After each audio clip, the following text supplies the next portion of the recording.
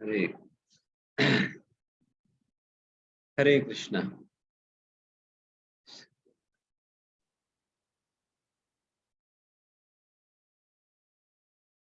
ओम नमो भगवते वासुदेवाय।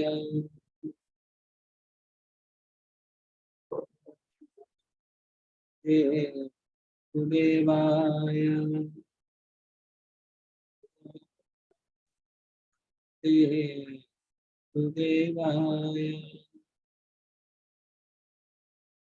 ज्ञानतिमिरन्दस्य ज्ञानाञ्जनशलाकया चक्षुरुन्मिलितं येन तस्मै श्रीगुरवे नमः। श्रीचैतन्यमनोभीष्टं स्थापितं येन भूतले स्वयं रूपः रामह्यं ददाति स्वपदान्तिकं। देहं श्रीगुरुं श्रीयुतपदकमलं श्रीगुरुं वैष्णवांश्च रूपं साग्रजातं सहगण रघुनाथान्वितं वंशदेवं सात्वैतं परिजनसहितं कृष्णचैतन्यदेवं श्रीराधा कृष्णपादान् सहगण ललिता श्रीविशाखान्वितान् श्रीकृष्ण करुणा सिंधु दीनबन्धु जगत्पते गोपेश नमोस्तुते तप्तकाञ्चन गौराङ्गी राधे वृन्दावनेश्वरी वृषभानुसुते देवी प्रणमामि हरिप्रिये वाञ्छाकल्पतरुभ्यश्च कृपा सिन्धुभ्येव च पतितानां पावनेभ्यो वैष्णवेभ्यो नमो नमः। जय श्री कृष्ण चैतन्य प्रभु नित्यानंद श्री अद्वैत गदाधर श्रीवासदि गौर भक्तवृंद। हरे कृष्ण कृष्ण कृष्ण हरे हरे, हरे राम राम राम हरे हरे। नमो विष्णुपादाय कृष्णाय भूतले श्रीमते भक्तिवेदान्त स्वामिने नामिने ते सारस्वती गौरवाणी प्रशान्ते निर्विशेष शून्यवादी पाश्चात्य देशतम्।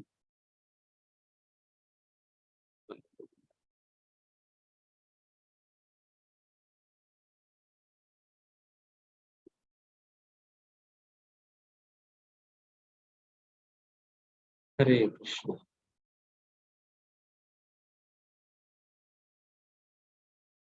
आज हम श्रीमद् भागवतम पहला स्कंद 18 चैप्टर 18 chapter श्लोक नंबर 8 onwards।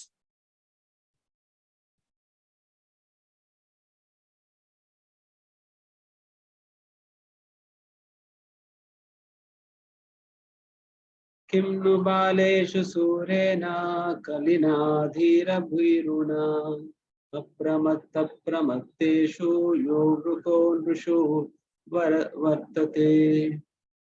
हरे कृष्ण प्रभु जी दंड प्रणाम। महाराज परीक्षित ने विचार किया कि अल्पज्ञ मनुष्य कली को अत्यंत शक्तिशाली मान सकते हैं, किंतु जो आत्म संयमी है उन्हें किसी प्रकार का भय नहीं है। राजा बाघ के समान शक्तिमान थे और अल्पज्ञ चिंता रहित मनुष्य की देखभाल करते थे।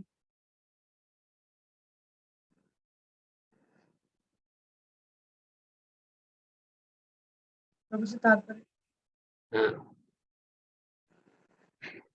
पढ़े। प्रभु जी तात्पर्य नहीं तो कम बुद्धिमान लोग वो कली से डरते हैं, जो सही में बुद्धिमान है उन्हें डरने की जरूरत नहीं है। क्यों डरने की जरूरत नहीं है, तो उसका विवरण श्रील प्रभुपाद जी तात्पर्य में देते हैं। प्रभुपाद जी कहते हैं कि those who are not devotees, जो भक्त नहीं है वो केयरलेस है एंड बुद्धू है। केयरलेस और बुद्धू लोग हैं जो भक्त नहीं है। एंड जो भक्त है, प्रभुपाद जी कहते हैं unless one is thoroughly intelligent, normal intelligence नहीं, thoroughly intelligent, one can not be devotee of the lord. इसका मतलब आप सभी थरोली इंटेलिजेंट है। प्रभुपाद जी बता रहे हैं सभी भक्ति में आप सभी हैं।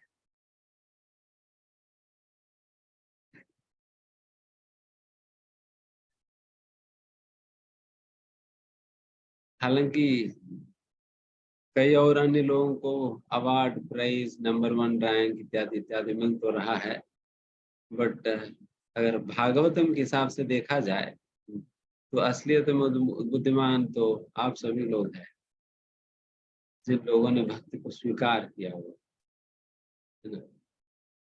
Because everybody has their point, I mean reference angle of understanding or measuring what intelligence is. सभी का अपना अपना एक बैरोमीटर है जिसके अनुसार वो लोग नापते हैं कौन बुद्धिमान है कौन बुद्धिमान नहीं है। अगर उस प्रकार से भागवतम के दृष्टिकोण से देखा जाए देन उनको बुद्धिमान माना जाता है जो व्यक्ति कृष्ण भावनामृत को स्वीकार किया हुआ है, आध्यात्म भक्ति में लगे हैं, भगवान की सेवा में सक्रिय रूप से लगे हैं, तो वो व्यक्ति असलियत में बुद्धिमान है।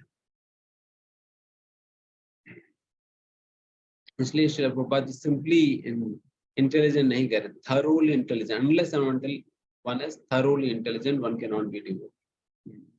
क्योंकि इतना आसानी से व्यक्ति भक्ति को स्वीकार नहीं कर पाएगी, माया उनको स्वीकार करने नहीं देगी। अनेक प्रकार की बहाने और अनेक प्रकार की आर्गुमेंट्स देता रहेगी।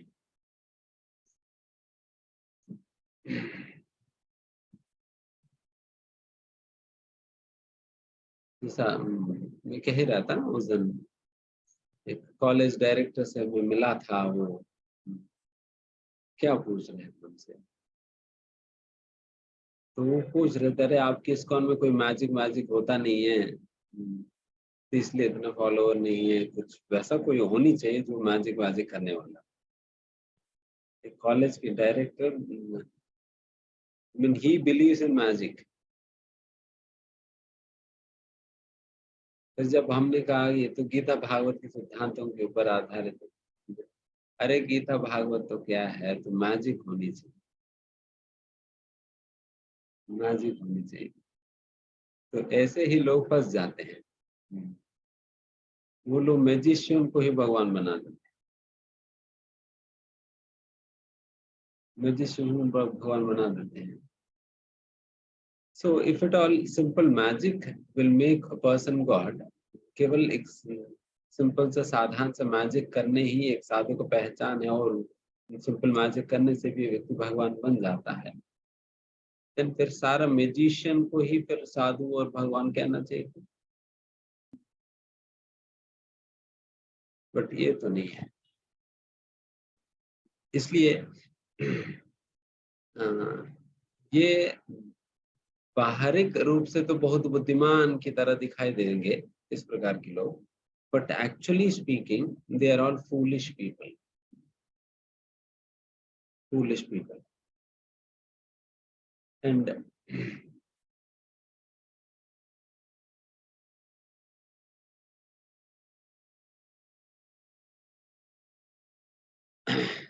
अब देखिए इस प्रकार के लोग बहुत ज्यादा नुकसान पहुंचा सकते समाज को। Who are intelligent fools,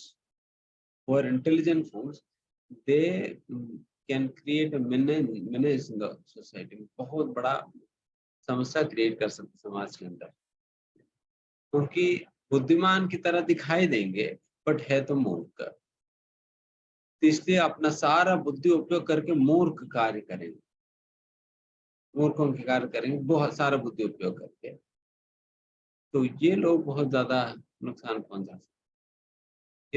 If somebody is ignorant fool, then वो इतना समस्या नहीं क्रिएट कर पाएगा, क्योंकि वो तो मतलब इतना बुद्धिमान नहीं है, इतना कुछ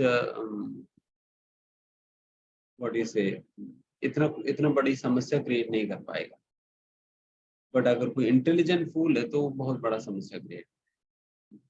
बट यहाँ पर सिंपल इंटेलिजेंट फूल के विषय में चर्चा नहीं किया जा रहा है, one who is thoroughly and really intelligent, वैसा व्यक्ति के विषय तभी भागवतम के अंतर्गत भी बताया जाता है ना। कृष्ण वर्णम दिशा कृष्णम संगोपांगास्त्र पार्षदम यज्ञ संकीर्तन प्राये यजंति ही सुमेधसः। यजंती सुमेधसः। सुमेधसः, मेधः मतलब बहुत ही इंटेलिजेंट, सुमेधा मतलब थरोली इंटेलिजेंट है, थरोली इंटेलिजेंट है, तो सुमेधसः के विषय में जाते हैं।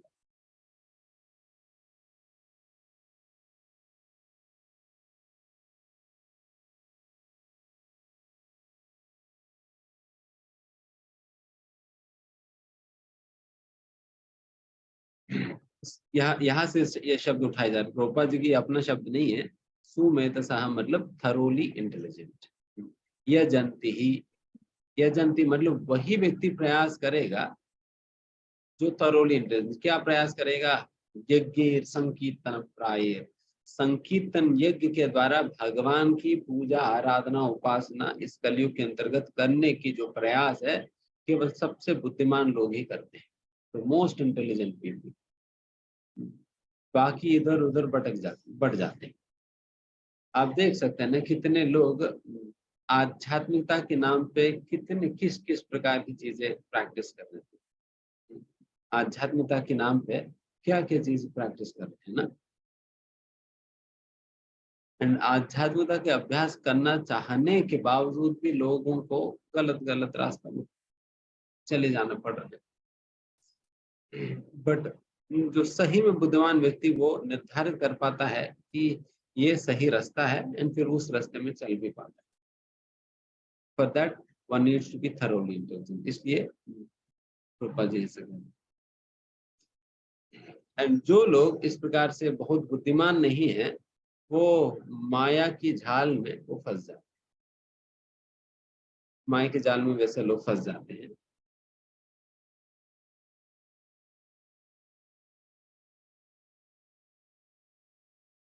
इसलिए हमें बहुत जब हम प्रचार करते भी है, हमें बहुत दुखी होने की कोई जरूरत नहीं। अगर कोई ये कोई बहुत बड़ा आश्चर्य या ये बहुत बड़ा आश्चर्य की बात नहीं, अगर कोई भक्ति स्वीकार नहीं करता है तो। एंड ये सही में बहुत बड़ा आश्चर्य की बात है अगर कोई व्यक्ति सही में भक्ति स्वीकार करता है।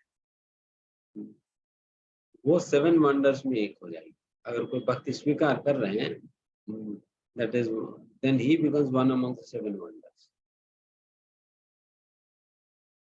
क्योंकि इतना आसान नहीं है भक्ति स्वीकार करना, because for that a person has to be thoroughly intelligent. And इस प्रकार की बुद्धिमान लोग जो नहीं है, वो सभी कई लोग शुरुआत में आते ही नहीं है। एंड कुछ ऐसा बुद्धिमान लोग होते हैं जो शुरुआत में आते हैं, थोड़ा बहुत सुनते हैं, फिर चले जाते हैं। एंड कुछ ऐसे भी लोग होते हैं जो आएंगे, सुनेंगे भी, एंड कुछ हद तक प्रैक्टिस भी करेंगे, एंड फिर उसके बाद चले जाएंगे। मेरी आवाज क्लियरली आ रही है, अब ब्रेक हो रही है? हरी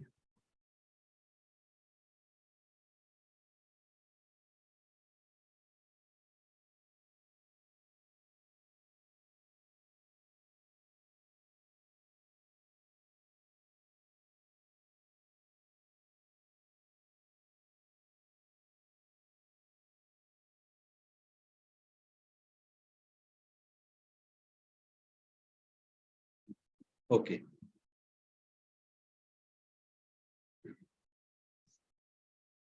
तो इस प्रकार से for anybody to practice devotion one has to be perfectly intelligent. Definitely this intelligence is very much, ये इस जिस प्रकार की बुद्धि के विषय में यहाँ पर बात किया जा रहा है, ये बहुत ही डिफरेंट है जो साधारण बुद्धिमान बुद्धि के तुलना। जो मटेरियलिस्टिक बुद्धि है, इस बुद्धि के आधार पर लोग बड़े बड़े रैंक पाते हैं एग्जामिनेशन में, या बड़े बड़े बिजनेस कर पाते हैं, उस प्रकार की बुद्धि से काफी डिफरेंट है। उस प्रकार की बुद्धि से काफी डिफरेंट है। एंड ये असलियत में जो भागवत के दृष्टिकोण में जो बुद्धिमान होते हैं, वही व्यक्ति असलियत में ये भक्ति में आ पाते हैं। एंड बाकी सभी लोगों को माया मूर्ख बनाकर भेज देती है। केवल मूर्ख ही बना रहे हैं। जो अपने आप को बहुत बुद्धिमान भी मान रहे हैं, वो सभी का सभी मूर्ख बन रहे हैं माया के हाथ, माया के खेल में सभी को मूर्ख बनाकर, बकरा बनाकर भेज दे रही है। सभी बकरे बन रहे हैं। डेफिनेटली एक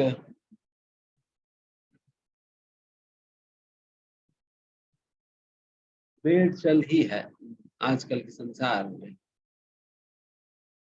अगर एक व्यक्ति जो करता है, फिर बाकी सभी उन्हीं के पीछे पीछे करने लग जाते हैं, है ना। अगर जैसा पहले समय पर इंजीनियरिंग करने की एक प्रथा थी, या एक माहौल बना हुआ था, देन हर घर से 2-2, 3-3 इंजीनियर हैं, सभी सॉफ्टवेयर वाले।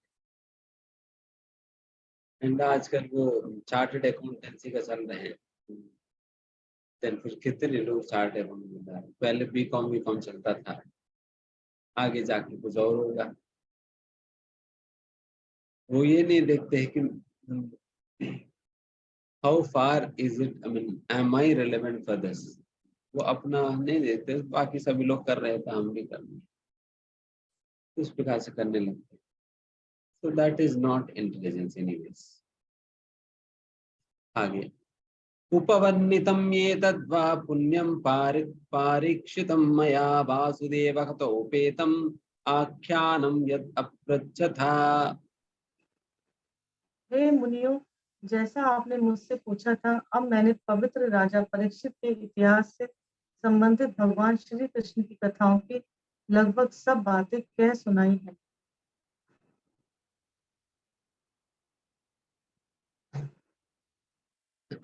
ये बात कौन किनको कह रहे हैं? सुत गोस्वामी सौनकादि ऋषियों से कह रहे हैं। सुत गोस्वामी, ये सारा स्टोरी तो सुत गोस्वामी सुना रहे हैं ना सौनकादि ऋषियों को, इसलिए अभी सुत गोस्वामी सौनकादि ऋषियों से कह रहे हैं, इस प्रकार से आप लोगों ने मेरे से भगवान श्री कृष्ण के संबंधित महाराज परीक्षित की वृत्तांत वर्णन करने के लिए कहा है। लगभग मैंने सारा कुछ वर्णन किया है करके यहाँ पर एक कंक्लूजन के रूप में ये बात परीक्षित महाराज के संबंध में ये सुत गोस्वामी सौनकादि ऋषियों से कह रहे।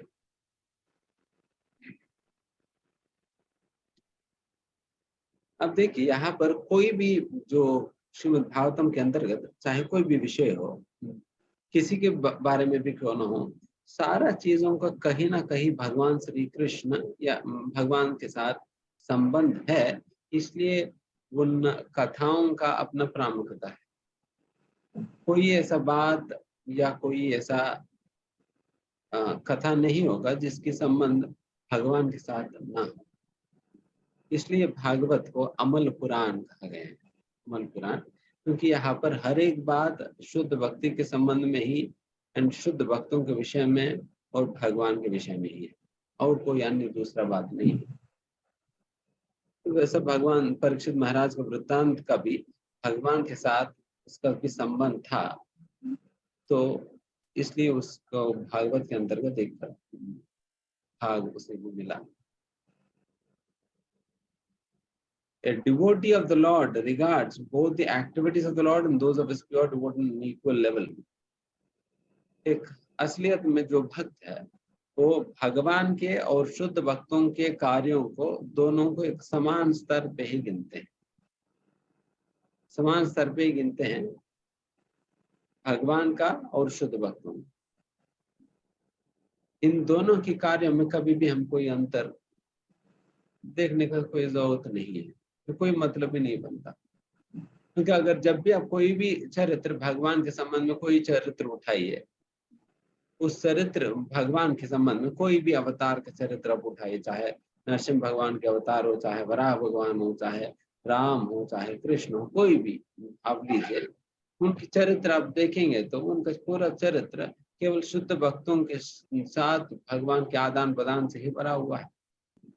उसी प्रकार से अगर कोई शुद्ध भक्त के चरित्र उठाइए तो उनका पूरा चरित्र केवल भगवान को ही केंद्र में रखते हुए चलता है। तो उस प्रकार से शुद्ध भक्त के चरित्र में भगवान के सिवा और कुछ नहीं है, और फिर भगवान के चरित्र में शुद्ध भक्तों के सिवा और कुछ नहीं है। इसलिए चाहे आप उसको भगवान के चरित्र मानो या शुद्ध भक्तों के चरित्र मानो, एक ही बात है। जैसा कि आप उदाहरण के लिए नरसिंह लीला आप लीजिए, श्रीमद् भागवतम के 7वां स्कंद पूरा लगभग केवल नरसिंह लीला के विषय में वर्णन है। हालांकि कहते तो है कि ये नरसिंह लीला है करके, बट नरसिंह भगवान के विषय में केवल एक ही अध्याय में कुछ श्लोकों में नरसिंह भगवान उस स्तंभ से प्रकट होते हैं, उसके बाद हिरण्यकश्यप को मारने के बाद नरसिंह भगवान की चैप्टर खत्म हो जाता है। मतलब वहां पर उनकी जो रोल है खत्म हो जाता है। बट सबसे ज्यादा नरसिंह लीला के अंतर्गत रोल किन की है? प्रहलाद महाराज जी का। प्रहलाद महाराज जी का ज्यादा रोल है। बट कहा जाता है कि नरसिंह लीला है, बट असलियत में तो पूरा खता तो प्रहलाद महाराज जी की है। तो हीरो कौन बनते हैं? प्रहलाद महाराज बनते हैं। हीरो प्रहलाद महाराज है, तो फिर उन्हीं का विषय। तो इस प्रकार से शुद्ध भक्तों के चरित्र और भगवान के चरित्र बिल्कुल अभिन्न है।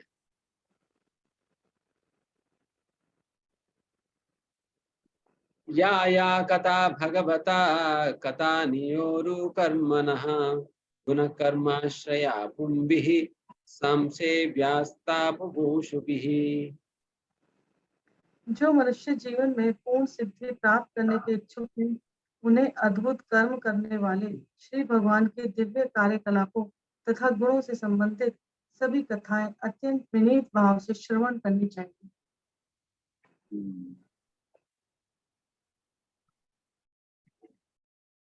श्रील प्रभुपाद जी कहते हैं, the systematic hearing of the transcendental activities, qualities and names of Lord Sri Krishna pushes one towards eternal life.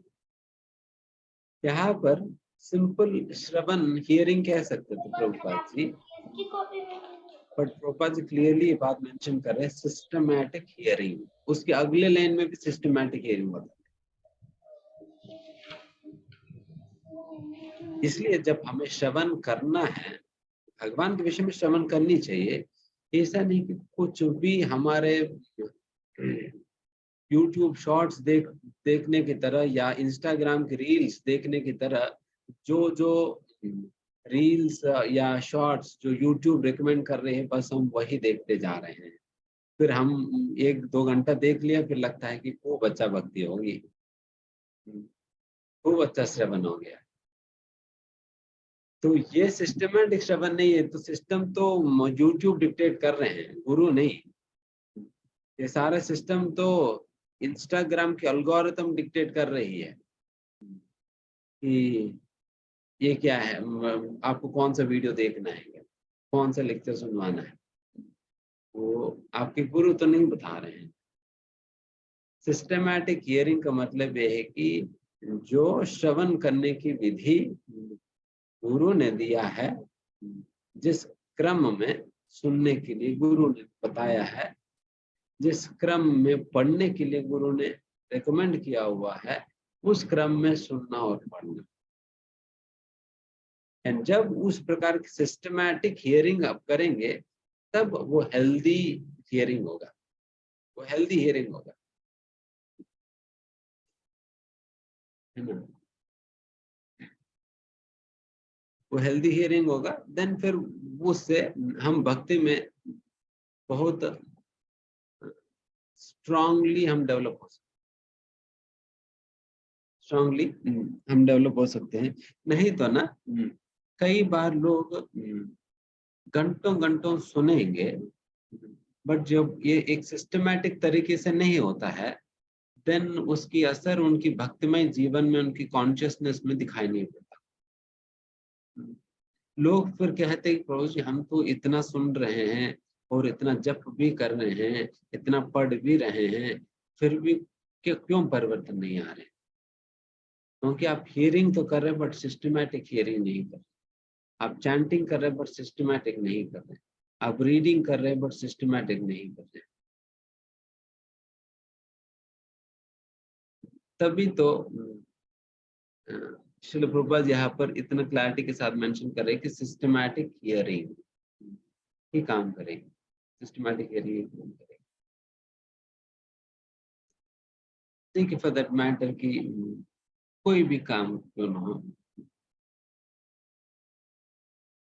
अगर कोई बच्चा जिनको जो स्टूडेंट है स्कूल में पढ़ रहे हैं, तीसरी और चौथी क्लास में मान लो, चौथी क्लास के बच्चा, यस मुझे रोज मेरी माँ कहती है कि 2-3 घंटा पढ़ना है, 3 घंटा पढ़ना है ना करके, अगर वो चौथी क्लास के बच्चा कभी एलकेजी की पुस्तकें पढ़ने लगे, कभी 5वीं कक्षा की पुस्तकें उठाकर पढ़ने लगे, कभी 10वीं कक्षा की पुस्तकें उठाकर पढ़ने लगे, कभी मैगजीन पढ़ने लगे, कभी कुछ और पढ़ने लगे, और फिर 3 घंटे के बाद माँ के पास आकर कहता है कि माँ 3 घंटा जबरदस्त पढ़ाई होगी, 3 घंटा जबरदस्त पढ़ाई होगी। एंड मेरी ये प्रश्न है, ये बच्चा जब उनके एग्जाम होगा ये पास होगा फेल होगा? फेल हो जाएगा ना, क्यों? ये तो पढ़ाई किया ना।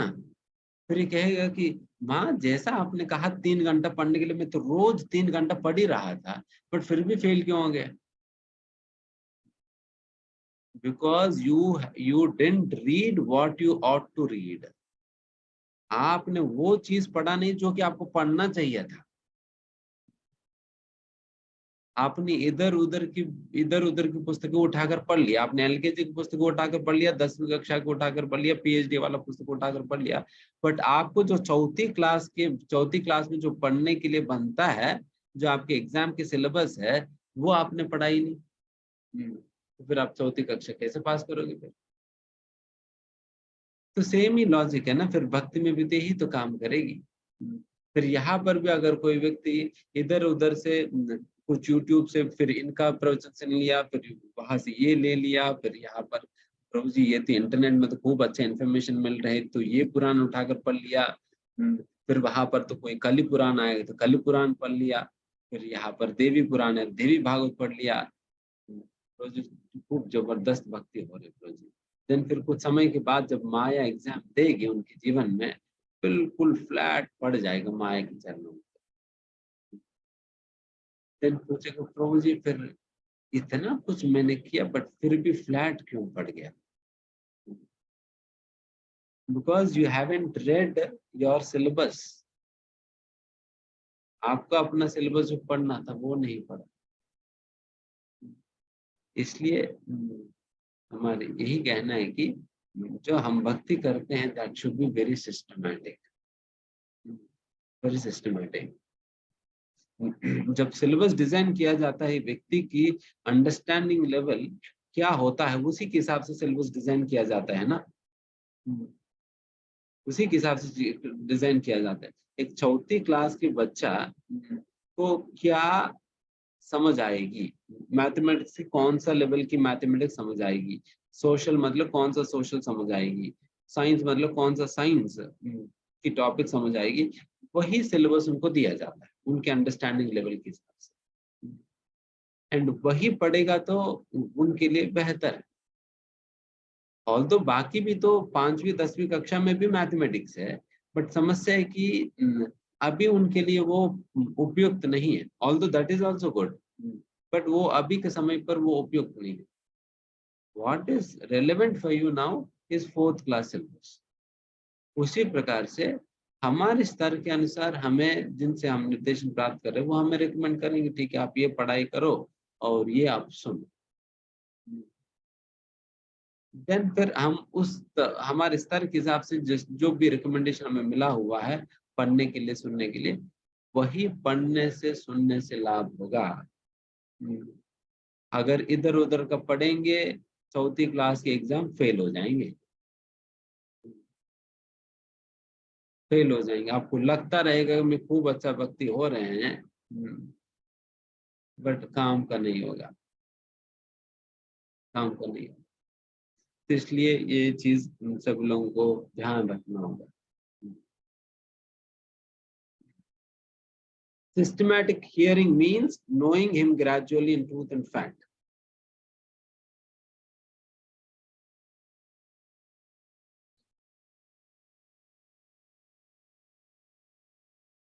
श्रील प्रभुपाद जी भी इस बात की खंडन श्रीमद् भागवतम की इंट्रोडक्शन वाला पार्ट आप पढ़ेंगे तो, श्रीमद् भागवतम की इंट्रोडक्शन पढ़ेंगे तो वहां पर बहुत स्ट्रांगली श्रील प्रभुपाद जी इसका खंडन करते हैं।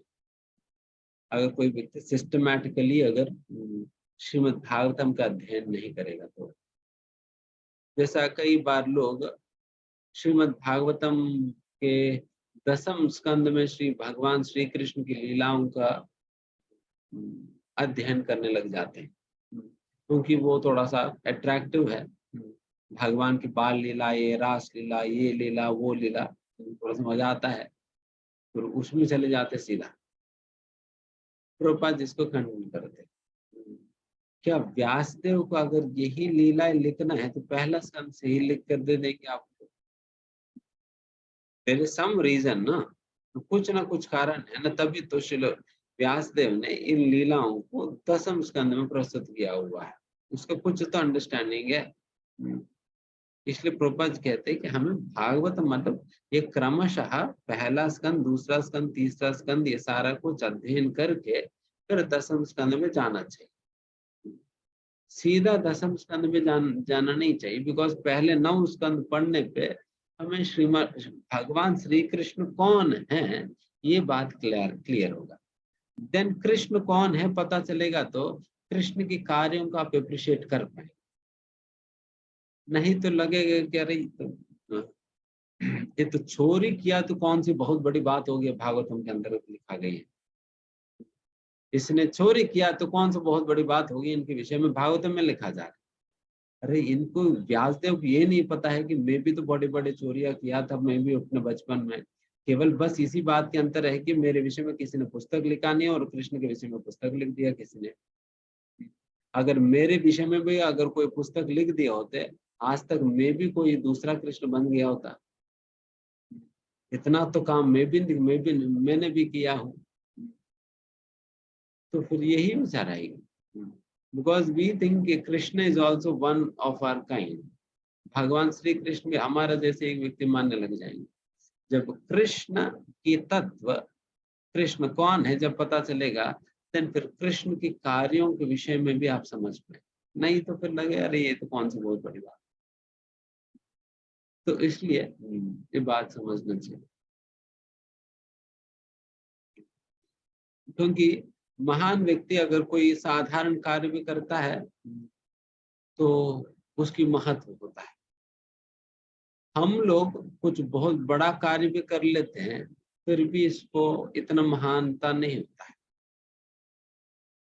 महानता नहीं होता है। देखो मतलब जैसे कि अक्सर ऑफिस में लोग एक दूसरे को शेक हैंड देते हैं, शेक हैंड देते हैं। एक बार एक व्यक्ति वो किसी हीरो का या हीरोइन का फैन था। फिल्म स्टार्स होता है ना, उनमें से किसी का फैन था। फिर उनकी गांव में वो हीरोइन या हीरो आए थे, वो कैसे भी मैनेज करके उनको शेक हैंड दे दिया। उसने शेक हैंड हो गया एंड ये व्यक्ति इतने पागल हो गया वो शेक हैंड मिलने के बाद, वो तो 1 महीने तक हाथ धोया ही नहीं। 1 महीने तक हाथ धोया नहीं उसने, क्योंकि मेरे हाथ को मेरे हीरो ने स्पर्श किया है, मेरे हीरो ने स्पर्श किया है, तो हाथ धोया नहीं उसने।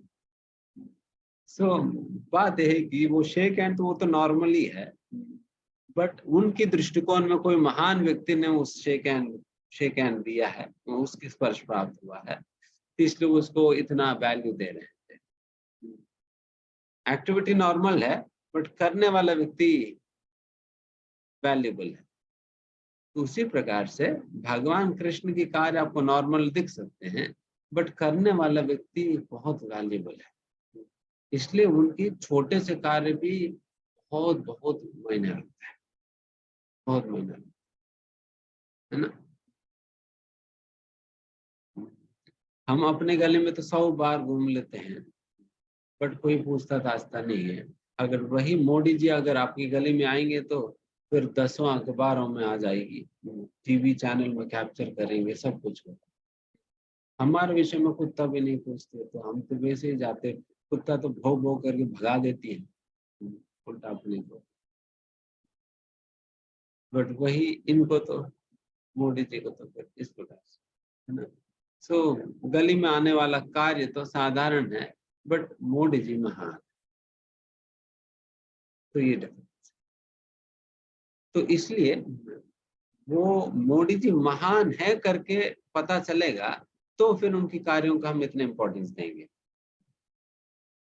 उसी प्रकार से कृष्ण महान है करके जब 9 स्कंद पढ़कर समझ आएगी, देन फिर 10वें स्कंद में भगवान की लीलाएं समझ आएगी।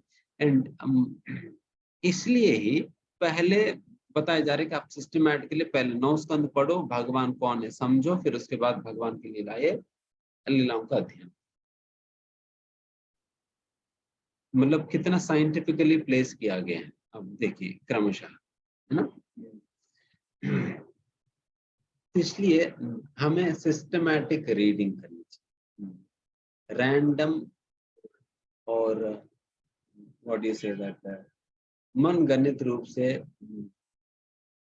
मेंटल स्पेकुलेशन के अनुसार पढ़ाई वढ़ाई नहीं करनी चाहिए।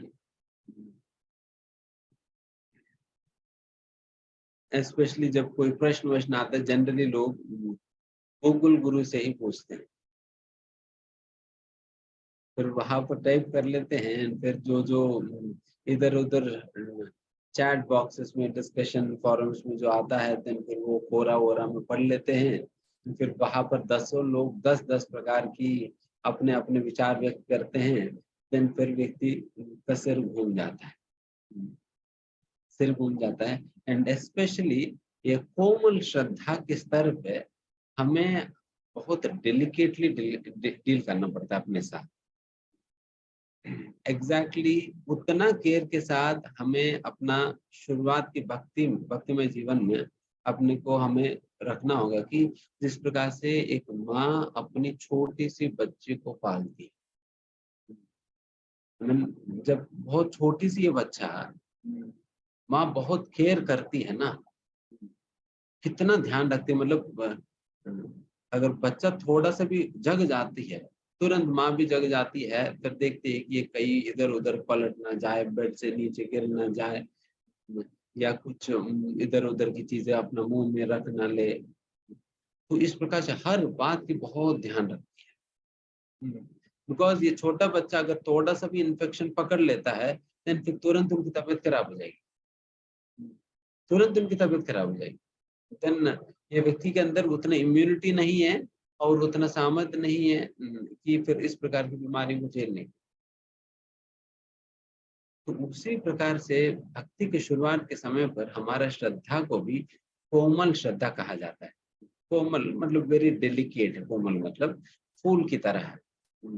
एक फूल को जितना केयरफुली हम रखते हैं, फूल को कितना केयरफुली हम रखते हैं, एक गुलाब के फूल है, अगर आप उसको रफ एंड टफ रफली उसका हैंडल करेंगे, क्या होगा, सारा पंखुड़ियाँ गिर जाएगी, सारा पंखुड़ियाँ गिर जाएगी। उसी प्रकार से हम भक्ति के शुरुआत में भी अपने आप को बहुत केयरफुली हैंडल करना होता है। अगर थोड़ा बहुत भी हम वायरस को एक्सपोज कर देंगे अपने आप को, तो बहुत आसानी से इफेक्ट बहुत आसानी से इफेक्ट हो जाएंगे। देन केयरफुली अपने आप को कैसे हम रख पाएंगे, केयरफुली रखने का यही मतलब है, निर्देशन के अनुसार हम जिस प्रकार से माँ कहती है, अगर उस प्रकार से बच्चा रहेगा, देन फिर कोई दिक्कत ही नहीं, बच्चा रहेगा देन दिक्कत नहीं, माँ उसी प्रकार की इंस्ट्रक्शन देती रहेगी, तो उस प्रकार से हमें करना, वही केयरफुलनेस। एंड हमें अपने आप को इस समय पर वैसा डेंजरस एलिमेंट्स को एक्सपोज नहीं करनी चाहिए जो हमारा श्रद्धा को इफेक्ट कर सकती है। कई बार लोग भक्ति की शुरुआत के दिनों में ही कई ऐसे नास्तिक लोगों के साथ आर्ग्यूमेंट्स में चले जाते हैं। ये भी उचित नहीं है। क्योंकि ना, बिकॉज ये नास्तिक व्यक्ति अपने नास्तिकता का प्रैक्टिस जो है वो कई जन्मों से कर रहा है, और हम लोग अपना भक्ति शुरू करके कुछ ही महीने हुआ। तो वो व्यक्ति अपना नास्तिकता में स्ट्रांग है या हम लोग अपना आस्तिकता में हम स्ट्रांग है? कौन स्ट्रांग है? वो नास्तिकता में बिल्कुल प्रोफेसर बना हुआ है, और आप भक्ति में एलकेजी स्टूडेंट है। वो तो कितना आसानी से तुम्हें हरा देगा। हम भक्ति में एलकेजी स्टूडेंट है एंड वो नास्तिकता में पीएचडी कर चुका है। देन फिर वो तो आपको वैसे ही घुमा देगा। फिर देन आपकी श्रद्धा हिल जाएगी, फिर लगेगा अरे ये तो सही बात कह रही है, ये तो भगवान ही नहीं है, फिर घूम जाएगी। इसलिए वैसा एलिमेंट्स को हम फेस कर सकते हैं कब? जब हम स्वयं स्ट्रांग होने के बाद। नहीं तो ऐसा एलिमेंट्स को टच नहीं करनी चाहिए। अगर कोई ऐसा आर्गुमेंट शुरू करता है, हरे कृष्ण कह देना प्रभु जी, हम इतना भी समर्थ नहीं है, आप पटु हो, आप अपने में रहो, मुझे छोड़ देना,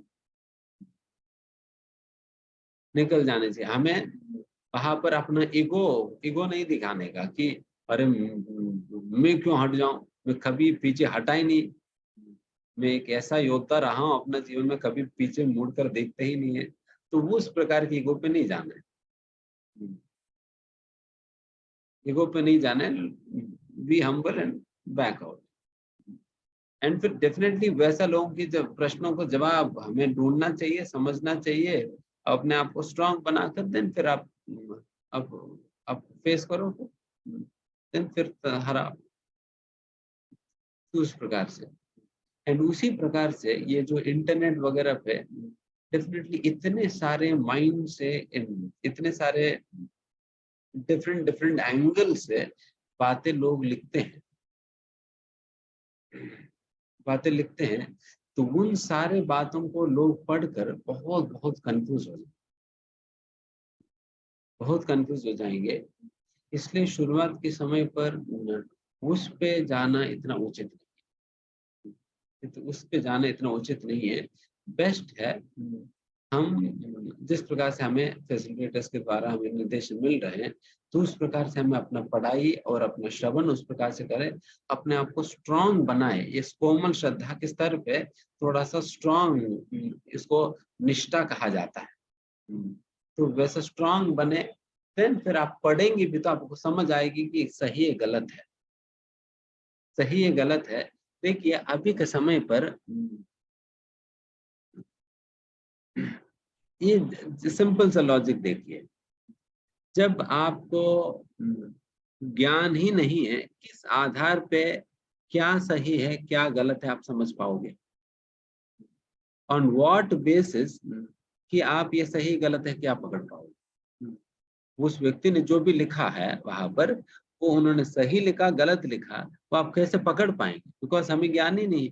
ज्ञान हो तो ज्ञान के आधार पर पकड़ पाएंगे। अभी केवल हम अगर सही गलत कहते भी है, वो केवल हमारे इंट्यूशन के आधार पे, इंट्यूशन के आधार पे हम सोच लेते हैं कि शायद ये सही हो सकता है, बट वैसा शास्त्रों की ज्ञान नहीं सीखा। इसलिए पहले श्रील प्रभुपाद जी की पुस्तकें पढ़िए और अपने आप को स्ट्रांग बनाइए। जो लेक्चर्स वगैरह रिकमेंड किया जा रहा है वो सुनिए, स्ट्रांग बनाइए। देन फिर आप कहीं इंटरनेट पे भी जाएंगे तो तुरंत आप पहचान पाएंगे कि अच्छा ये सही लिख रहे हैं, ये गलत लिख रहे हैं, इसको मुझे स्वीकार करनी चाहिए, इस पे मुझे नहीं जाना चाहिए। आप समझ पाओ। अभी के समय पर समझ ही नहीं आएगी, समझ ही नहीं आएगी। इसलिए it is not at all recommended in the initial stages of devotion. तो फिर कोई कहेगा प्रभु जी इनिशियल स्टेज कितना दिन तक चलेगा? 1-2 महीने के बाद हम स्ट्रांग हो जाएंगे ना। 1-2 महीने में हम स्ट्रांग हो जाएंगे, फिर उसके बाद तो हम जा सकते हैं? नहीं, 1-2 महीने नहीं। देखिए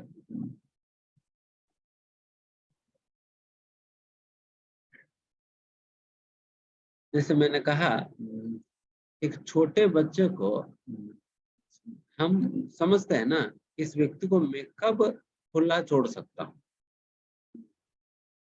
खुला छोड़ सकता हूँ, हम समझते हैं। देन फिर जब व्यक्ति थोड़ा सा मेच्योर हो जाता है, देन फिर व्यक्ति खुद से काम करने लगता है, खुद से समझने लगता है, थोड़ा समझदार बनता है, देन फिर उनको हम खुले भी छोड़ देते हैं। ठीक, कोई बात नहीं, तुम अकेले ही मार्केट जाकर खरीद कर ले आओ, मुझे आपके साथ चलने की जरूरत नहीं, हम उनको जाने दें, है ना। बट तब तक हम हमेशा उनके साथ कंपनी करते हैं। वो कहता है मुझे आइसक्रीम खाना है, हम ऐसा नहीं कि 50 रुपए देकर कहते हैं कि आप जाकर आइसक्रीम ले लो, नहीं, हम खुद उनके साथ जाते हैं, आइसक्रीम खरीद कर फिर उनको देते हैं। बिकॉज हमें पता है कि अभी ये बच्चा इतना मेच्योर नहीं है, ये खुद से नहीं जा पाएगा। उसी प्रकार से शुरुआत के दिनों पे अपने आप को उस प्रकार के निर्देशन में हमेशा रखनी चाहिए, वैसा निर्देशन में हमेशा रखनी चाहिए। एंड फिर बच्चा छुड़वाने पर माँ नहीं छोड़ेगी। बच्चा तो हमेशा वो खुला घूमना ही चाहता है, वो माँ की हाथ को छुड़वाने का भी प्रयास करता रहेगा, छुड़वाने का भी प्रयास करता रहेगा, बट माँ समझती है नहीं, ये तो छोड़ने को, छुड़वाने को तो प्रयास कर, बट ये तो मेच्योर नहीं है, अभी नहीं छोड़ना चाहिए, पकड़ कर रखिए, है ना। बच्चा तो प्रयास करेगा। तो उसी प्रकार से हम भी इमेच्योरिटी के कारण कभी भी हम इंडिपेंडेंटली चलने का प्रयास करेंगे, बट वो हमारा भक्ति के लिए अनुकूल नहीं है, बिल्कुल भी भक्ति के लिए अनुकूल नहीं है। तो बेहतर है हम निर्देशन के अनुसार ही हम चले। तो ये बात हमें समझना होगा। इसलिए systematic hearing, systematic reading, systematic chanting, systematic devotional practice, ये हमें करनी चाहिए, नहीं तो are faith will be negatively affected, हमारा भी श्रद्धा वो नेगेटिवली अफेक्ट होगा बाहर की एनवायरनमेंट से। देन फिर श्रद्धा अगर टूट जाएगी ना, देन फिर व्यक्ति भक्ति खुद ही छोड़ देगा, भक्ति खुद ही छोड़ देगा अगर श्रद्धा टूट गया तो।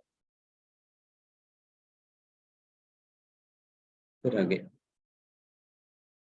ऋषया ऊचुः सूत जीवा समा सौम्या शाश्वतिर्विशदं यशः यस्त्वं शंससि कृष्णस्य मध्यानामृतं हीनः।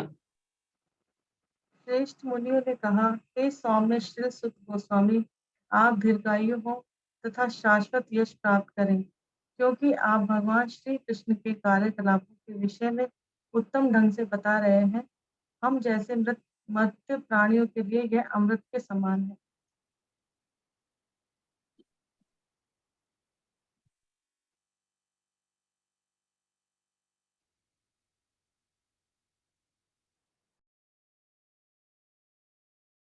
तो ये भावना श्रोताओं की होनी चाहिए। जब हम भागवत सुनते हैं तो ये भावना श्रोताओं के अंतर्गत वक्ता के प्रति होनी चाहिए, जो भावना यहाँ पर व्यक्त कर रहे हैं। द मूड ऑफ ग्रैटिट्यूड, कृतज्ञता की भावना, कृतज्ञता की भावना। एंड ये कृतज्ञता की भावना तभी आएगी when we begin to appreciate the value of the content। जो संदेश की महत्व को आप जितना समझेंगे, जितना पहचानेंगे, उतना कृतज्ञता होगा।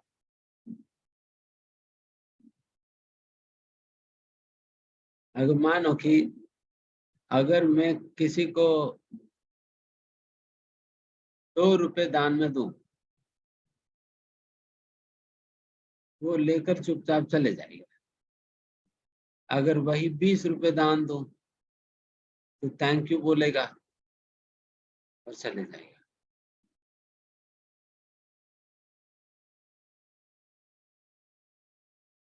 अगर वही 2 करोड़ रुपए दान दूं, 2 करोड़ रुपए दान दूं तो फिर क्या होगा? तो वो मुझे बिठाकर पूजा करेगा, है ना? तो जितना वैल्यू है दान का, उतना कृतज्ञता ऑटोमेटिकली आता है, उनको जितना वैल्यू में पहचान पाता। उसी प्रकार से जो संदेश की वैल्यू को जितना पहचानते हैं लोग, फिर उतना कृतज्ञता उनके अंदर ऑटोमेटिकली आता है, ऑटोमेटिकली आता है। एंड कृतज्ञता नहीं आता है, देन इसका मतलब अब हम अप्रिशिएट ही नहीं कर पा रहे हैं कि the value of the message, संदेश की वैल्यू को पहचान नहीं पाते। यहाँ पर all of these people are very qualified audience. यहाँ सुत गोस्वामी के सामने जितने भी सौनकादि ऋषि बैठे हुए थे, सभी बड़े बड़े ऋषि मुनि थे, बड़े बड़े दिग्गज ऋषि मुनि थे। एंड वैसा योग्य ऋषि मुनि होने के कारण वो सुत गोस्वामी के संदेश की मूल्य समझ पा रहे हैं, कितना मूल्यवान संदेश सुत गोस्वामी दे रहे, उसको पहचान पा रहे हैं। इसलिए उनके अंदर एक प्रकार की कृतज्ञता की भावना सुत गोस्वामी के प्रति आ रहे हैं। इसलिए वो सुत गोस्वामी से ये बात कह रहे हैं कि वो आप आशीर्वाद कहिए या बेस्ट विशेस कहिए, ये होता है ना, अगर we wish something good for others, तो यहाँ पर ये लोग they are wishing that something good happen with him, तो लोग यही जा रहे हैं कि आप जैसा लोग हजारों साल तक जिंदे रहें एंड आप इसी प्रकार से हमें, बिकॉज आप इतना सुंदर तरीके से भगवान की कथा आप हमें सुना रहे हैं कि निश्चित ये अमृत की तरह है, हमें जीवन दे रही है ये कथा। ये कथा ये हमारा हमें जीवन दे रहे हैं, है ना? This is like nectar for the मॉर्टल beings. मॉर्टल मतलब जो हम जैसा, जो मरे हुए लोगों के लिए तो अमृत के समान है जो आप पिला रहे हैं। बात ये है, यही असलियत में अमृत है भागवत में, यही असली अमृत है, क्योंकि ये अमृत पीने से जन्म और मृत्यु दोनों ही खत्म हो जाएगी, जन्म और मृत्यु खत्म हो जाएगी। जो स्वर्ग में अमृत मिलता है वो अमृत पीने पर भी जन्म मृत्यु खत्म नहीं होता, बट ये भागवत रूपी अमृत पीने से असलियत में जन्म और मृत्यु दोनों खत्म हो जाता है। इसलिए असलियत में अगर कहा जाए अमृत तो यही है, अमृत तो यही है, इसको व्यक्ति निरंतर पीना चाहिए। बोले ये कितनी बड़ी भाग्य है कि जब चाहे तब पी सकते, जब चाहे तब पी सकते, कोई मना करने वाला तो है नहीं, फिर भी पी नहीं रहे। हमारे सामने भर भर के यहाँ पर है, पुस्तक के रूप में ये अमृत भर भर के हमारे सामने अमृत पड़ा हुआ है, बस पीने का देरी है, व्यक्ति अमर हो जाएगा। सो हमें पीना ही, पिबति भागवतम, पीना चाहिए अमृत को।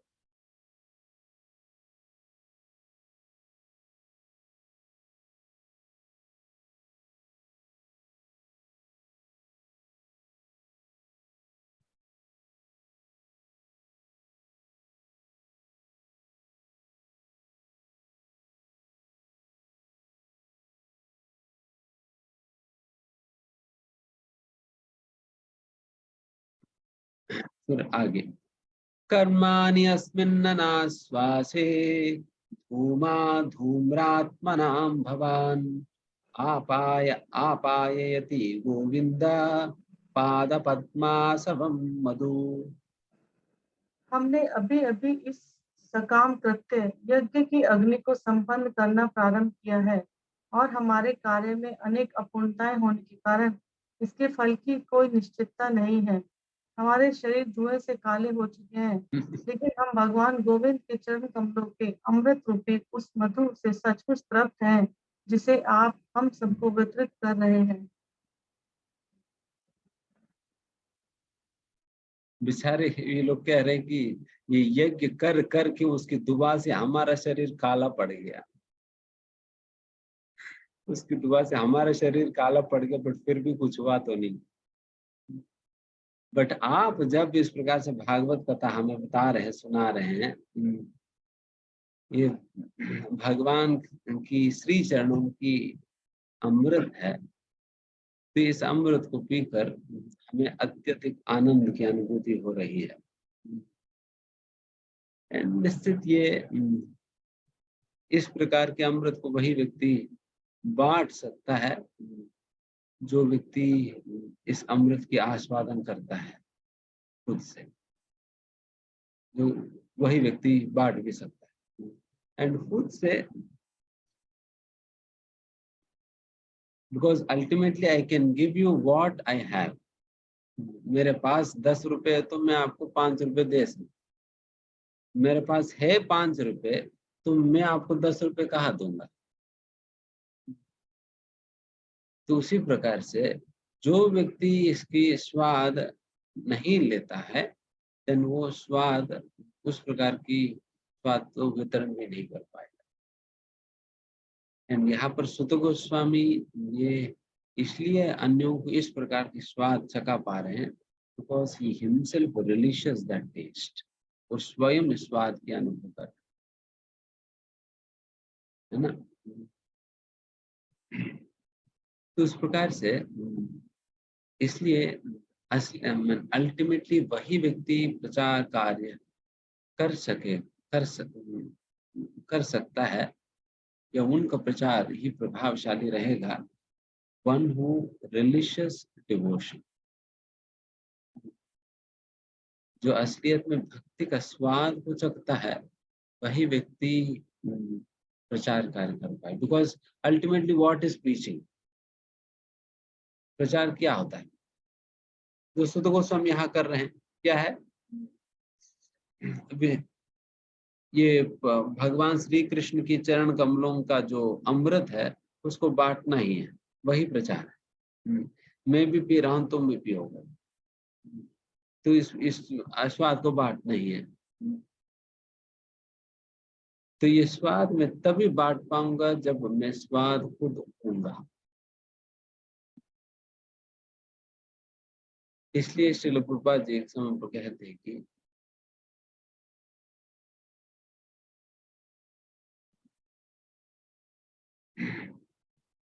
Best preacher is a happy devotee. जो भक्त खुद खुश है, सुखी है, प्रसन्न है, वही व्यक्ति असलियत में प्रचार कर,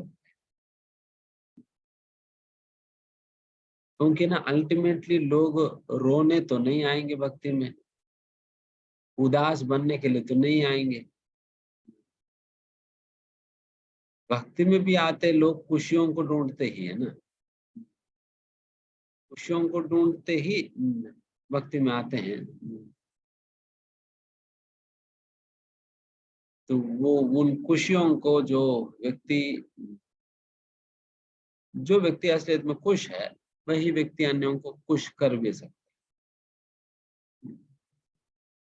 एंड खुश करना मतलब इट इज नॉट पागल की तरह जोक वोक मार के नहीं, it is by distributing this amrit, इस अमृत को बांट, समृत को देकर, है ना। तो उस प्रकार से हमें स्वयं प्रचार भी करनी है, तो हमें खुद इस अमृत की स्वाद लेनी चाहिए, हमें स्वयं नाम जप अच्छा से करना चाहिए, हमें स्वयं भागवत अच्छा से अध्ययन करनी चाहिए, हमें स्वयं भक्तों की संगति करनी चाहिए, हमें स्वयं धाम वास करनी चाहिए, हमें स्वयं सेवाएं करनी चाहिए। जब आप खुद ये सारा कुछ करेंगे, देन आपको बहुत कुछ बोलने का भी जरूरत नहीं पड़ता है, बोलने का भी जरूरत नहीं पड़ता। लोग आपको देख कर ही समझ जाएंगे क्या करना है क्या नहीं। तो इस प्रकार से हम अपने आचरण से भी सिखाना होगा। एंड हम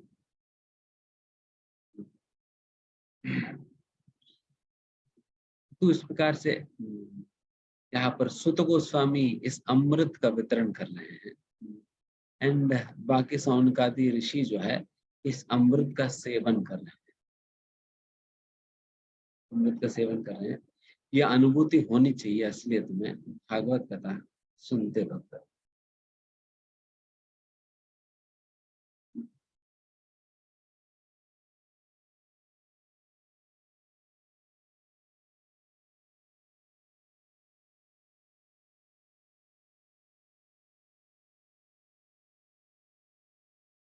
लास्ट में तुलयामालवेनापि न स्वर्गं न पुनर्भवम् भगवत संगी संगस्या मत्यानां किं मुताशिषः। भगवत भक्त के साथ क्षण भर की संगति के महत्व की तुलना ना तो स्वर्ग लोक की प्राप्ति से न भौतिक पदार्थ से मुक्ति से की जा सकती है, तो फिर भौतिक संपन्नता रूपी सांसारिक वरदानों के विषय में क्या कहा जाए जो मरणशील मनुष्य के लिए है। सही में वंडरफुल श्लोक है, अद्भुत है। आइडियली सभी लोग याद रखते हैं श्लोक का। This is the realization of Saunakadi ऋषि। साउनकादि ऋषि सुत गोस्वामी से कह रहे हैं आप जैसा महान संतों की संगति अद्वितीय है। तुलियामपि लभेनापि न स्वर्गम न पुनर्भवम। आपकी क्षण भर की संगति, आप जैसा भक्तों की अगर क्षण भर के लिए भी अगर हमें संगति मिल जाए तो इसके बराबर तो न स्वर्ग है न कोई और अन्य उपाधि है। यहाँ तक भी मुक्ति से भी तुलना नहीं किया जा सकता। अगर शुद्ध भक्तों को एक क्षण भर की संगति को आप मुक्ति से भी तुलना नहीं कर सकते, मुक्ति से भी बढ़कर है। शुद्ध भक्तों का अगर एक क्षण के लिए भी अगर संगति मिल जाए, इसलिए शास्त्र में कहा जाता है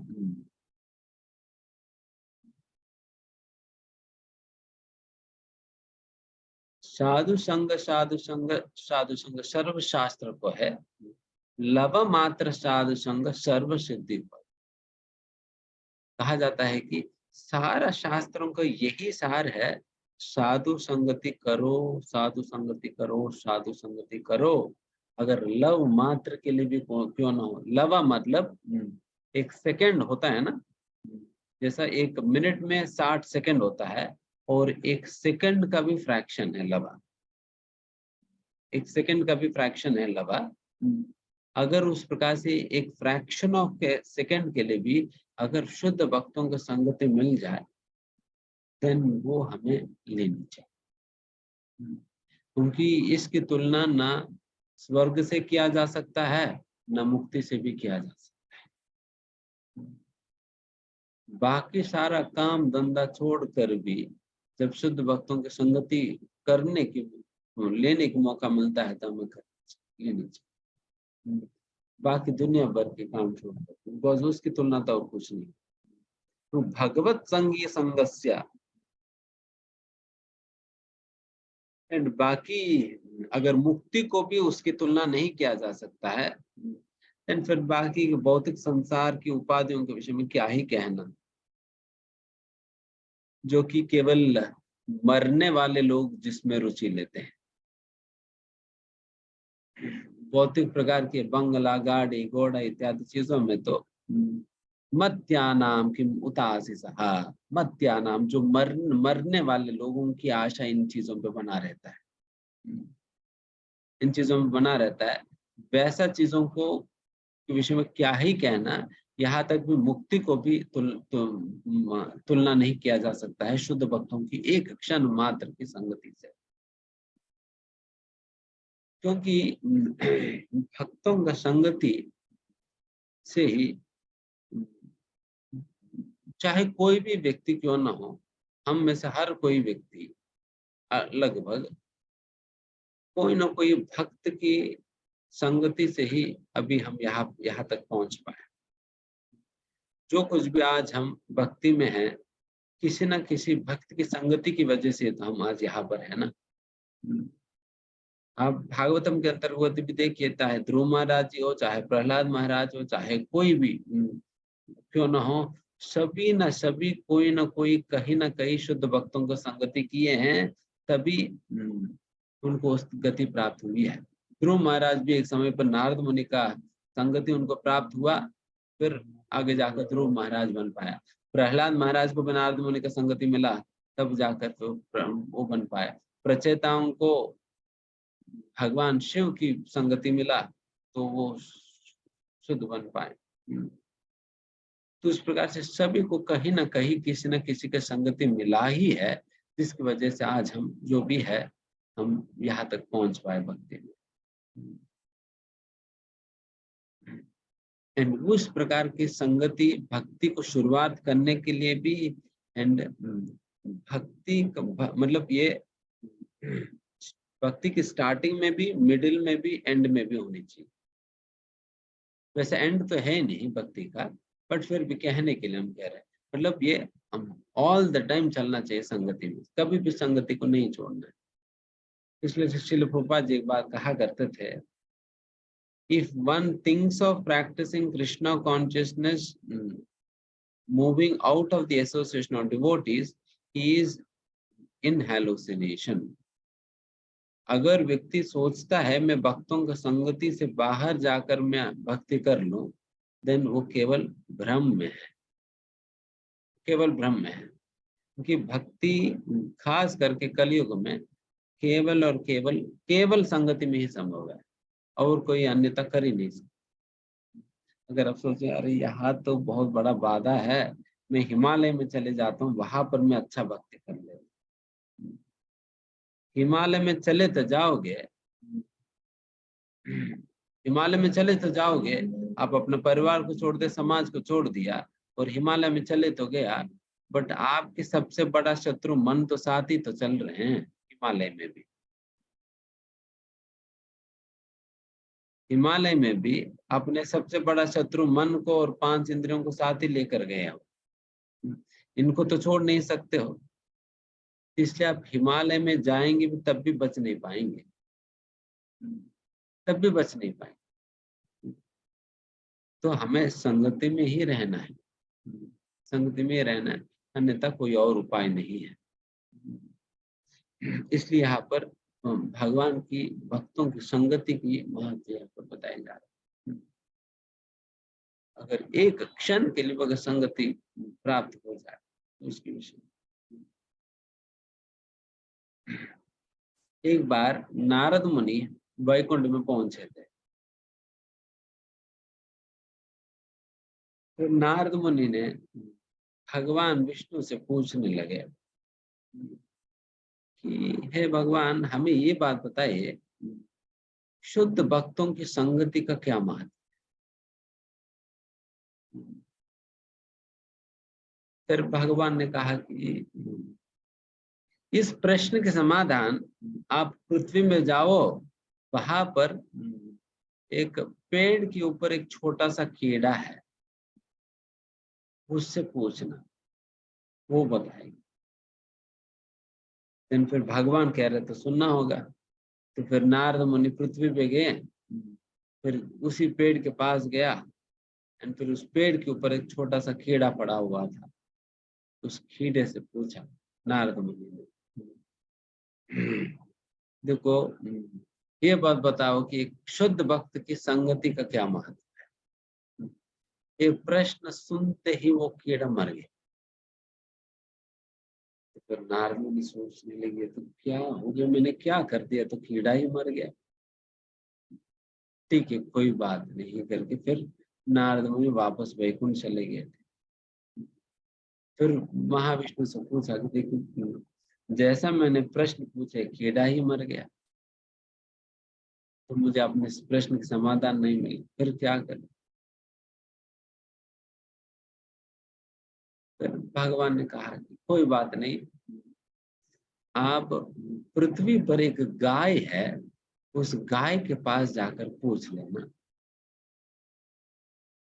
फिर इन्होंने सोचा कि ठीक है, गाय के पास जाकर पूछ लेते हैं। फिर नारद मुनि गाय के पास आया, गाय से पूछने जा रहे थे, फिर मन ही मन सोच रहे थे, पहली बार तो प्रश्न पूछते ही वो कीड़ा मर गया, अगर इस बार प्रश्न पूछने पे अगर गाय मर जाएगी तो फिर गो हत्या की पाप लग जाएगी। तो थोड़ा सा डर रहे थे, तो कोई बात नहीं, भगवान ने कहा तो पूछ ही लेते हैं। फिर नारद मुनि ने फिर गाय से पूछा कि देखो, हमें ये बात बताइए कि शुद्ध भक्तों की संगति करने के क्या महत्व है। फिर जैसे ही इसने प्रश्न पूछा वैसे ही गाय मर गई। गाय मर गई तो नारद मुनि परेशान हो गई, अरे ये क्या चल रही है, तो गाय भी मर गई, तो मुझे तो अभी गाय की हत्या करने की पाप लग जाएगी, फिर वो भी मेरे प्रश्न पूछने पे क्यों मर जा रही है इंसान। फिर नारद मुनि थोड़े परेशान थे, फिर परेशानी से फिर वो गए थे वहां पर विष्णु जी के पास। फिर भगवान से पुनः पूछा कि देखो भगवान, बहुत बड़ा पाप हो गया हमसे, वो हत्या हो गया है, हमने जैसा प्रश्न पूछे तो गाय मर गई। तो फिर भगवान कोई बात नहीं, आपके प्रश्न का समाधान तो मिला नहीं ना। तो नहीं मिला भगवान। फिर भगवान कहा पुनः पृथ्वी पे जाओ, पुनः पृथ्वी पे जाओ, वहां पर एक राजा है, उस राजा के पास जाओ, फिर उनसे यह प्रश्न पूछो। फिर नारद मुनि को शिवरिंग होने लगी कि अगर इस बार राजा से मैं पूछूं, राजा भी मर गया तो, राजा तो भगवान का प्रतिरूप होते हैं, तो फिर राजा मर गया तो वो तो बहुत बड़ी पाप है। पर फिर भी क्या करे, भगवान की आज्ञा है, फिर जाना है। तो फिर ऐसा सोच कर फिर नारद मुनि गया, फिर पुनः उस राजा से भी यही प्रश्न पूछा। ये राजा भी, ये भी मर गया, ये भी प्रश्न सुनते ये भी मर गया। देन और टेंशन में आ गया नारद मुनि। देन फिर फाइनली नारद मुनि गया फिर महाविष्णु के पास, महाविष्णु से पूछा कि अभी देखिए, अभी इस बार तो राजा भी मर गया, इस बार तो राजा भी मर गया, अभी क्या करूं, अभी तो बहुत खतरनाक प्रश्न है, तो सभी लोग प्रश्न सुनते ही मर ही जा रहे हैं। Then भगवान ने कहा कि इस बार तो आप एक महान संत बैठे हुए हैं, उनके पास जाकर पूछो, वो आपके प्रश्न के समाधान देगा। देन फिर नारद मुनि पृथ्वी पर जाते हैं, फिर वहां पर एक महान संत बैठे हुए थे, उनसे जाकर नारद मुनि ने पूछा कि बताइए कि शुद्ध भक्तों का संगति का क्या महत्व है। इस बार ये प्रश्न सुनकर वो महान संत मरे नहीं, बल्कि वो समाधान देने लगे थे। और क्या समाधान दिया? हे नारद मुनि, शुद्ध भक्तों की संगति की महत्व के विषय में क्या कहूं मैं। मैं अपने पूर्व जन्म में मैं एक कीड़ा था, एंड आपकी संगति जैसा मुझे मिला एक क्षण के लिए, वैसे ही जिस योनि में योनि तक पहुंचने के लिए मुझे अनेकों अनेकों योनियों से जाना पड़ता था, पड़ता है, तो वैसा गाय की योनि मुझे तुरंत ही मिल गया। एंड गाय की योनि में भी मुझे आपकी संगति का भाग्य मुझे मिला, फिर जैसा गाय की योनि में मुझे आपकी संगति प्राप्त हुई, तुरंत ही मैं राजा बन गया। फिर जैसा राजा की योनि में आपकी संगति पुनः मिला, फिर तुरंत मुझे एक महान संत बनने की संत में बन गया। तो यही है आप जैसा शुद्ध भक्तों की संगति प्राप्त करने का महत्व है। इसके विषय में और क्या कर करके इस प्रकार से नारद मुनि की प्रश्न का समाधान उन्हें मिल गया। तो वैसा अद्भुत महत्व है। उस प्रकार मतलब अनेक अनेक प्रकार की विवरण है शुद्ध भक्तों की संगति के संबंध में। इसलिए even at the cost of anything in our life, हमारा जीवन में किसी भी चीज की कीमत पे भी क्यों ना हो, अगर शुद्ध भक्तों की संगति अगर एक क्षण के लिए भी हमें मिलता है, उसे लेने के लिए वो बाकी सारा चीज छोड़ने के लिए तैयार हो जाना चाहिए। If at all if we can get a moment's association of a pure devotee in exchange of everything that we have, जो कुछ भी हमारे पास है वो सारा कुछ के बदले में भी अगर एक क्षण के लिए शुद्ध भक्तों की संगति में मिल सकता है, हमें लेनी चाहिए। बिकॉज वो एक क्षण की संगति हमारे जीवन में बहुत बहुत बड़ा परिवर्तन ला सकता है। जैसे आप श्रील प्रभुपाद जी के जीवन में देख सकते हो, श्रील प्रभुपाद जी अपने गुरु महाराज श्रील भक्ति सिद्धांत सरस्वती महाराज के पास जब जाने के लिए उनके फ्रेंड ने उनको इनवाइट किया, प्रभुपाद जी मना कर दिया, अरे ये साधु संतों के पास हम नहीं जाएंगे, ये सारा धोखेबाजी होते तो उनके पास हम नहीं जाएंगे, उनके ऊपर हमें कोई विश्वास नहीं है। प्रभुपाद जी कह रहे थे अपने फ्रेंड को, मैं नहीं आऊंगा, मना कर रहे हैं। बट फिर भी श्रील प्रभुपाद जी कहते हैं कि मुझे तो मेरा फ्रेंड लगभग खींच कर घसीट कर ले गए थे भक्तिसिद्धांत महाराज के पास। एंड वो जो एक मीटिंग जो श्रील प्रभुपाद जी के भक्तिसिद्धांत सरस्वती महाराज के साथ हुआ, वही एक मीटिंग ही उनका पूरा जीवन को बदल दिया। एंड इस हद तक बदल दिया कि आज हम सभी श्रील प्रभुपाद जी कृपा से हम सभी इस प्रकार से जूम पे भागवत चर्चा किस लिए कर पा रहे हैं,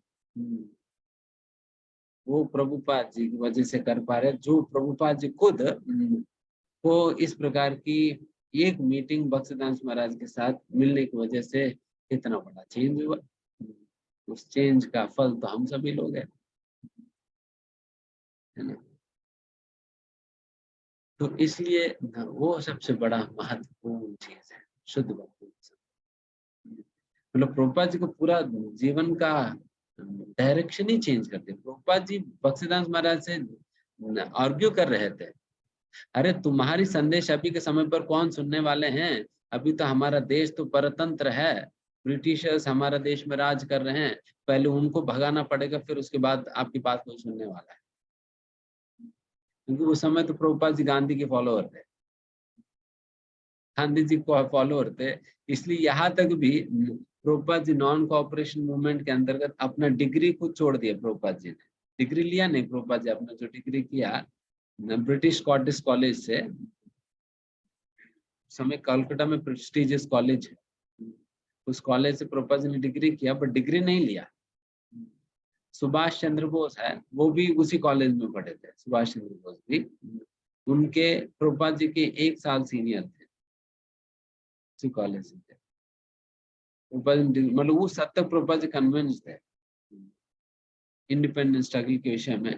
देन जो आर्ग्यूमेंट भक्तिसिद्धांत महाराज ने दिया, देन फिर पूरा का पूरा प्रभुपाद जी की जीवन की टर्निंग पॉइंट हो गया।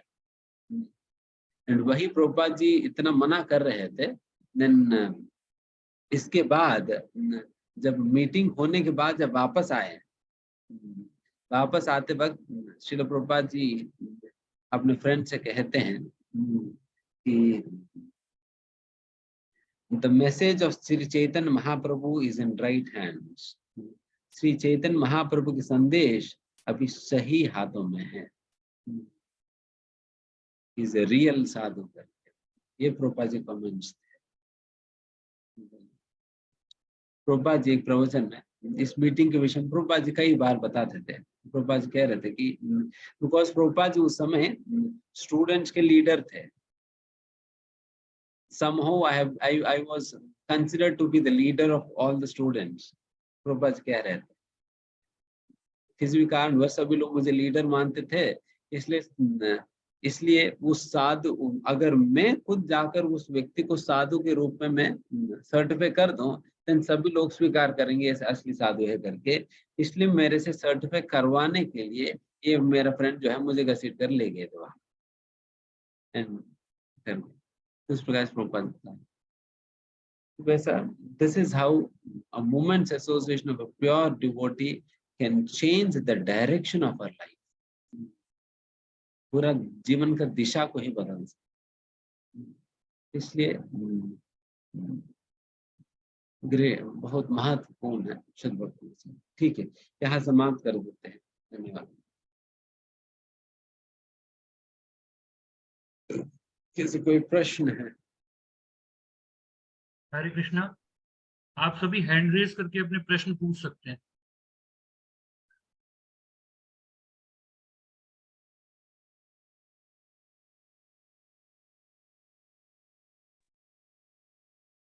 हरे कृष्णा प्रभु, दंडवत प्रणाम।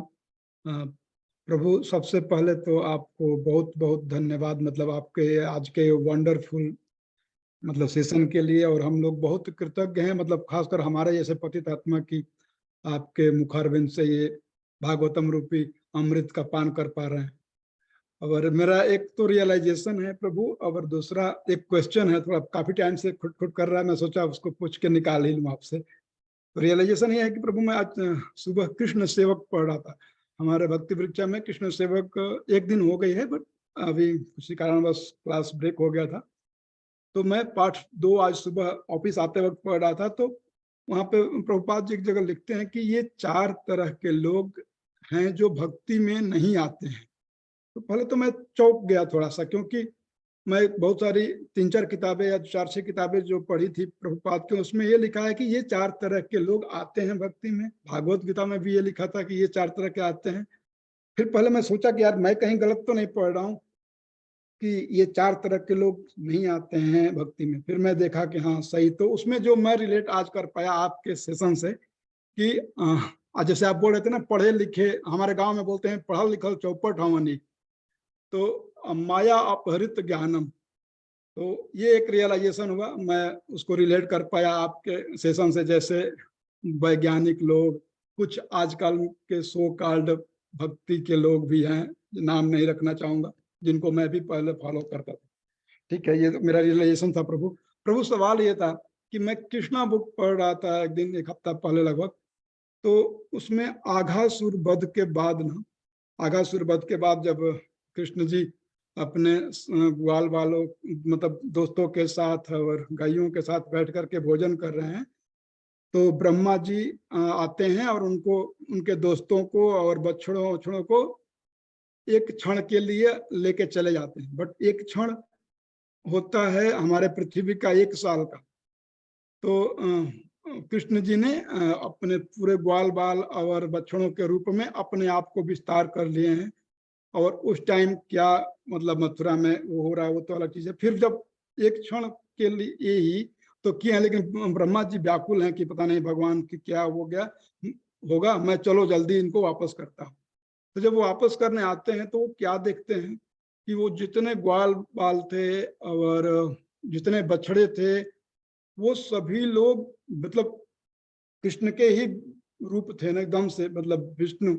और सेम टाइम में भगवान ने उनको एकदम अपना रूप उन सारे बछड़ों में और गोपों में दर्शन करा रहे थे। और सेम रूप उसी टाइम भगवान हाथ पे ऐसे भोजन लेकर, जैसे गांव में हम बांटते हैं करके। तो मेरा ये क्वेश्चन था प्रभु कि जो उतना रूप में अपने आप को भगवान ने विस्तार किया था, तो बाद में, क्योंकि उस पाठ में मेरे को क्लियर नहीं हुआ कि बाद में उन सारे रूपों का क्या हुआ, क्योंकि ब्रह्मा जी ने तो वो ग्वाल बालों को, बछड़ों को, सबको फिर वापस कर दिए थे। तो सभी भगवान श्री कृष्ण में समा गए थे। सेम टाइम भगवान कृष्ण फिर अपने आप में ले लिए और फिर उन ओरिजिनल मतलब ओरिजिनल क्या जो भी ग्वाल वाले थे उनको फिर वो नॉर्मल लाइफ शुरू हो गई। हाँ, हरे कृष्णा प्रभु, हरे दंडवत प्रणाम, बहुत सही। नेक्स्ट। ये साक्षी माता जी, आप अपने आप को अनम्यूट करें और अपना सवाल पूछें।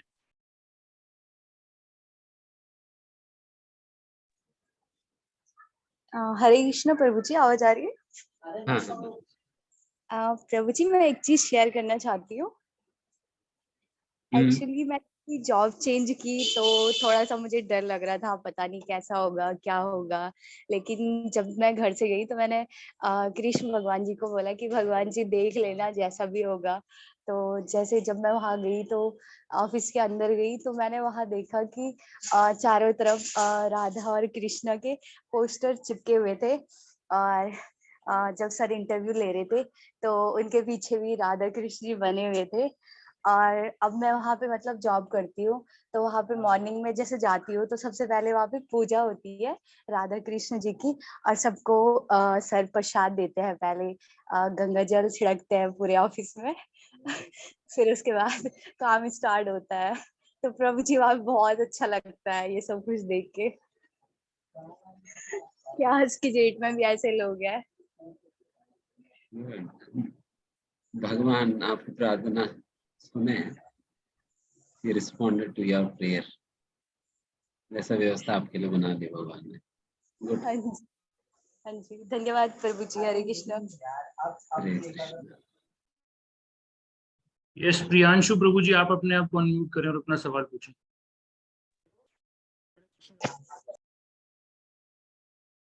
तो आवाज आ रही है मेरे प्रभु?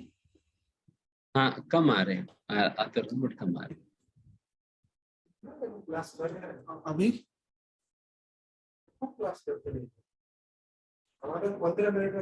हरे कृष्ण प्रभु। हाँ बोलिए। हाँ, सो प्रभु आपने जैसे बताया कि जैसे आपने श्लोक बताया, साधु संग सर्वशास्त्र का नभो मात्र साधु संग सर्व सिद्धि है। सिमिलरली भगवत गीता में भी एक श्लोक है कि स्वल्प मयस्थ धर्मस्य त्रायत महत्व।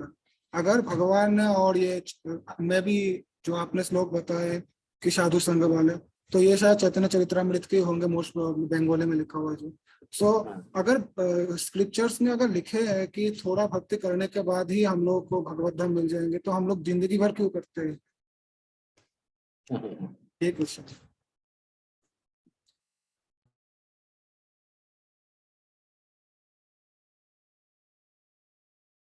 स्वल्पमपि अस्य धर्मस्य, अगर थोड़ा सा ही भक्ति करने पे भगवान मिल जाएंगे तो फिर जीवन भर क्यों करना है?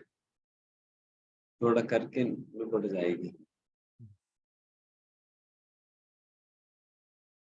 A devotee performs bhakti not simply for liberation, but he himself relishes the very process of bhakti। उनको मुक्ति से कोई मतलब ही नहीं है, मुक्ति से कोई मतलब नहीं है। रादर वो भक्ति मुक्ति के लिए कर नहीं रहा है, बल्कि उनको भक्ति करने में ही इतना आनंद आता है कि वो भक्ति को छोड़ ही नहीं पाता है।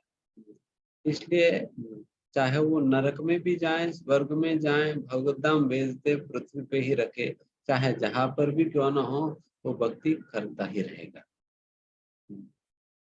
अगर नरक में भी भेज देंगे ना, फिर वहां पर भी करताल मृदंग उठाकर कीर्तन करने लग जाएगा और लोगों को बिठाकर प्रवचन देने लगेगा। सुनो भागवत। सो ही डज, आई मीन, तो केवल अपना सिचुएशन को चेंज करने के लिए भक्ति नहीं कर रहा है, वो तो ऑटोमेटिकली चेंज, स्वल्प में थोड़ा भी भक्ति करेंगे तो उससे सिचुएशन चेंज हो जाएगी, बट उसके लिए नहीं कर रहा भक्ति।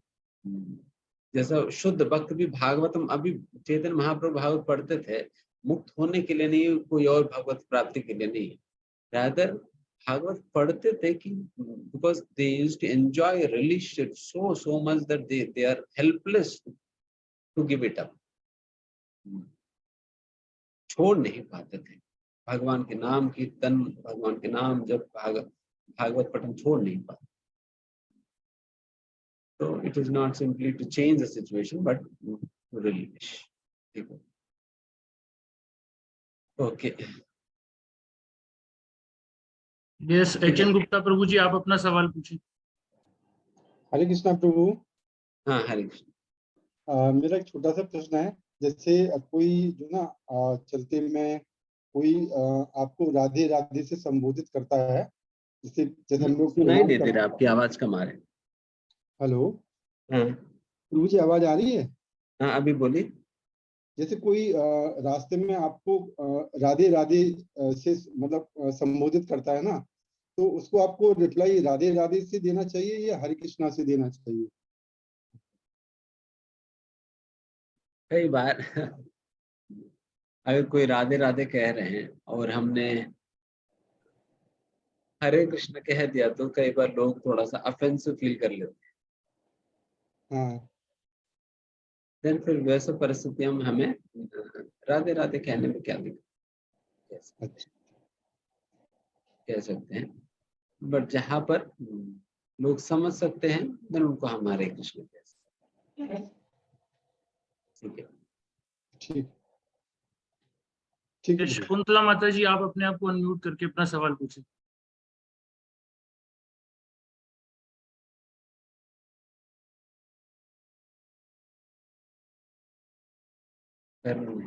माता जी, आप अनम्यूट कर पा रहे हैं अपने आप को?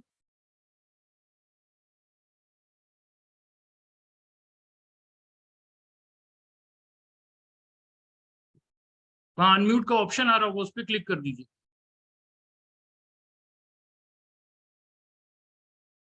किसी को मदद लेना पड़ेगी। आपके पास कोई आसपास कोई है तो आप उनकी मदद ले सकते हैं।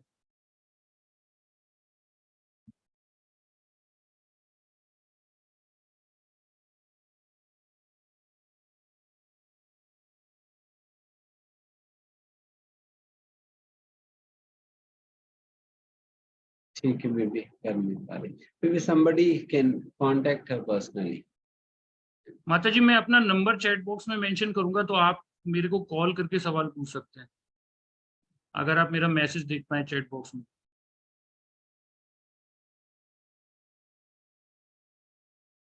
So thank you, Prabhuji, for today's enlightening session. And to just summarize in few bullet points, प्रभु जी ने आज हमको बताया कि जो लोग भक्ति में हैं वे असल में बुद्धिमान हैं।